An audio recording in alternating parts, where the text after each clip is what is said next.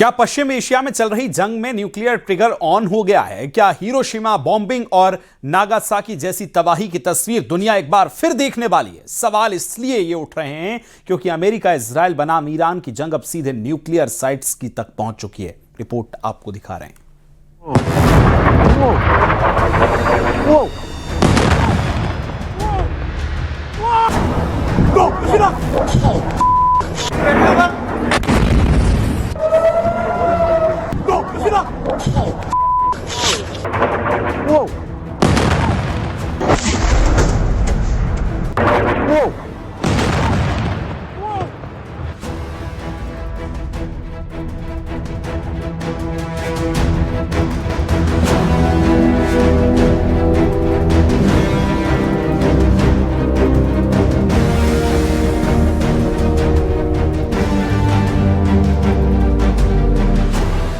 जंग के मैदान में फूटी न्यूक्लियर चिंगारी।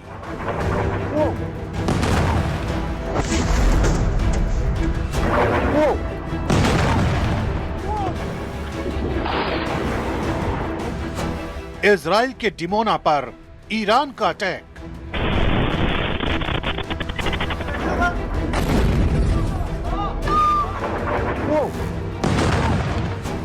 जंग का चेन रिएक्शन, दुनिया में टेंशन।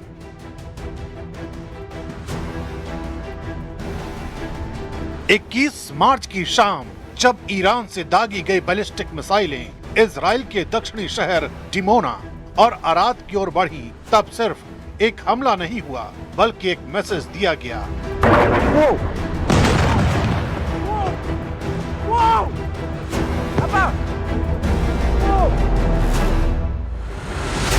ईरान ने साफ कर दिया, अगर उसके न्यूक्लियर ठिकानों पर हमला होगा तो जवाब भी वही मिलेगा। जहां इजराइल सबसे ज्यादा संवेदनशील है, धमाके हुए, इमारतें ही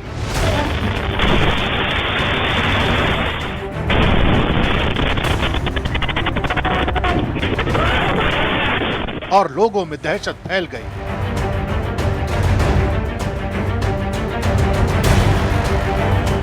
डिमोना कोई साधारण शहर नहीं है।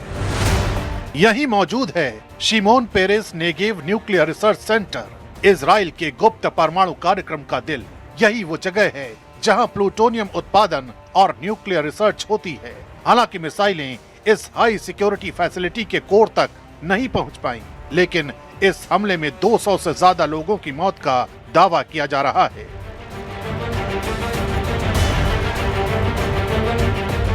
इस हमले के दौरान आसपास के रिहायशी इलाकों में नुकसान हुआ। यही वजह है कि इस हमले को सिर्फ सैन्य नहीं बल्कि रणनीतिक चेतावनी भी माना जा रहा है। दूसरी तरफ इस हमले की जड़ें जुड़ी हैं नातांज न्यूक्लियर फैसिलिटी से, जहां रिपोर्ट्स के मुताबिक अमेरिका और इजराइल ने एयर स्ट्राइक को अंजाम दिया। ईरान ने इसे अपनी संप्रभुता और परमाणु क्षमता पर सीधा हमला माना, और फिर जो हुआ वो था आंख के बदले आंख वाला जवाब। यानी अब जंग सीमाओं तक नहीं सीमित रही, यह सीधे न्यूक्लियर इंफ्रास्ट्रक्चर पर आ चुकी है। डिमोना नेगेव रेगिस्तान में स्थित है। 1950 से 60 के दशक में फ्रांस की मदद से इसका निर्माण हुआ। ये 36 वर्ग किलोमीटर में फैला हाई सिक्योरिटी जोन इलाका है। इसमें अंडरग्राउंड लैब्स हैं, जहां हजारों वैज्ञानिक और टेक्नीशियन काम करते हैं। दावा किया जाता है कि यहाँ 80 से ज्यादा परमाणु हथियारों को रखा जा सकता है। इसी बीच दुनिया की सबसे बड़ी परमाणु निगरानी संस्था इंटरनेशनल एटॉमिक एनर्जी एजेंसी ने भी इस पूरे घटनाक्रम पर बड़ा बयान दिया है। एजेंसी के मुताबिक डिमोना में मिसाइल गिरने की खबरों पर नजर रखी जा रही है, लेकिन अब तक Shimon Peres Negev nuclear research centre को किसी भी तरह के नुकसान के संकेत नहीं मिले हैं। IAEA ने यह भी साफ किया है कि आसपास के देशों से मिली जानकारी के मुताबिक किसी भी तरह का असामान्य रेडिएशन स्तर दर्ज नहीं हुआ है।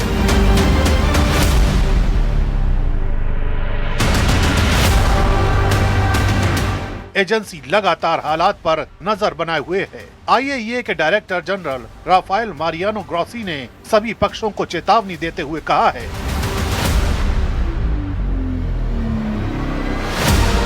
न्यूक्लियर साइट्स के आसपास अधिकतम सैन्य संयम बरतना बेहद जरूरी है, क्योंकि यहाँ किसी भी तरह की लापरवाही पूरी दुनिया के लिए खतरा बन सकती है।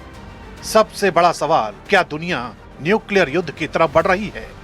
माना जा रहा है कि फिलहाल दोनों पक्ष फुल स्केल न्यूक्लियर वॉर से बचना चाहते हैं, लेकिन खतरा इसलिए भी बढ़ गया है क्योंकि हमले उन जगहों पर हो रहे हैं जहां एक छोटी सी चूक रेडिएशन डिजास्टर में बदल सकती है। अगर किसी न्यूक्लियर साइट को सीधा नुकसान होता है तो उसका असर सिर्फ एक देश पर नहीं बल्कि पूरे क्षेत्र पर पड़ता है। यही वजह है कि डिमोना और नातांज जैसे नाम अब सिर्फ जगह नहीं रहे, ये संभावित तबाही के प्रतीक बन चुके हैं। एक तरफ ईरान अपनी ताकत दिखा रहा है, दूसरी तरफ इजराइल अपनी सुरक्षा को अभेद्य साबित करने में जुटा है। लेकिन इस टकराव में सबसे बड़ा सवाल यही है, क्या ये जंग यहीं रुकेगी या इतिहास खुद को दोहराने की तरफ बढ़ रहा है?